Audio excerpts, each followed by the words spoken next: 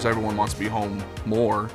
I'm home enough that satisfies my needs, I'm able to see the people I love, to see the people I want to, see, do what I need to do at home, and then I just get back out there on the road. Home every weekend, Friday night, and then start Monday morning. If I take too many days off, then getting back's a little hard. So I've found the sweet spot of staying home just over the weekend up until Wednesday, Friday to Wednesday, and then take off again, then gone for like a month and a half. That's been working pretty well. Living out of your truck, while it sounds crazy, it's actually very, very possible. You have plenty of space in there to store groceries. You have plenty of space in there to store your clothes, plenty of space in there to, if you want to have an animal, you can have your animal in there. If you have a refrigerator, that helps a lot. I usually shop over the weekends. I just get my groceries and I just have them in the truck for a week.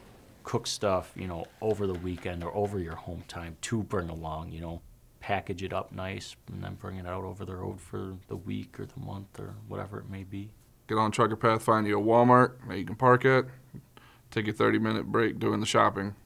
I've done that before too. My 10-hour reset, I spend probably 3 of those hours talking to friends. Lately, I've gotten back into drawing. Sometimes I'll catch up on different shows or different movies that I've been wanting to watch. If you plan it right, you can do, your 10-hour break, and you can just go grab your laundry and go do laundry real quick. And once again, if you plan it right, you can do a 34-hour reset, and that's even better to do it. And then whenever I stop for the night, it's always a truck stop, and I always go get a shower. And you get to experience, what's it like living in this town? If I lived in this town, what's it like? What do they all have? What do they have for, grocery stores, restaurants, maybe like parks in the area, walking trails, that kind of thing. When it comes to what you can do when you stay out of your truck, it's very vast of all the things that you're able to do. But I do utilize that for me being able to see my family, for me being able to see cousins that I haven't been able to see in a long time because of the fact that they stay states away. My father, he actually used to work overseas. He would stay out for 3 months and be home for 2 weeks. My mom, she would cover the bills. If there's maintenance needed done at the house, get the right person in to get it situated. She just all around tried to make sure my dad didn't have any stress while he was overseas. If you can't trust the people that are at your home making those decisions for you, this isn't for you. Just staying as open as possible, being as honest as possible. Those are big key things when it comes to really a long-distance relationship. That's what you're really dealing with there. I'm able to focus on my job, worried about the securement of the load, the truck going down the road. If you think you're going to be an hour late, traffic, weather, or even if you just didn't feel rested enough, you need to pull over for a little bit, just let your fleet manager know.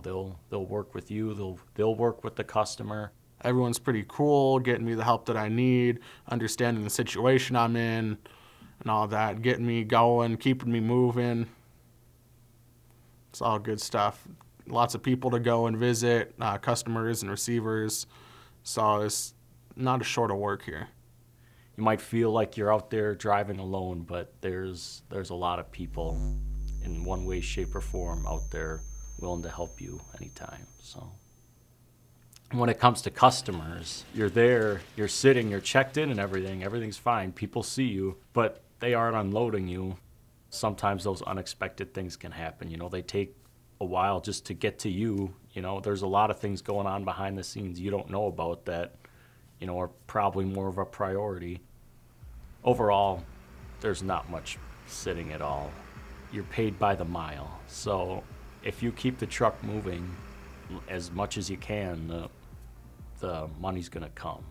It's constant schedule. I start at this time, do what I need to do, stop whenever I stop, and then repeat. My sleeping schedule's gotten a whole lot better since I've started doing this, so that's pretty cool. Everything in general, I just feel super good about now that I've gotten a super stable job with the work just coming. Nobody sees it going away anytime soon. And so there's always something to do, so I'm not worried about, oh no, I'm not gonna be able to pay bills this week unless I take too much time home. And so it's kind of like that with any job. If you don't work, you don't get paid. So as long as you keep that nice balance, it's all good. And then it's nice and motivating that you've got something good going on just to keep it going. I'm not a guy that wants very much, to be honest. And when I want it, now I can usually afford it, better job, a little more money.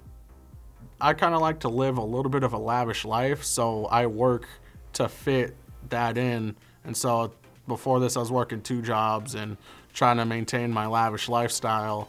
And now I'm working 1 job, and I feel more financially stable than I was before.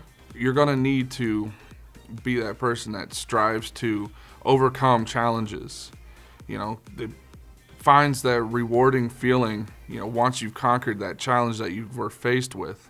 There's a lot of components at once, and you'll be able to handle it, more and more as it goes on, and not even just for, the productivity or anything. It's the safety of not just you, it's everybody else on the road, for the cargo and everything. Yeah, gotta be safe.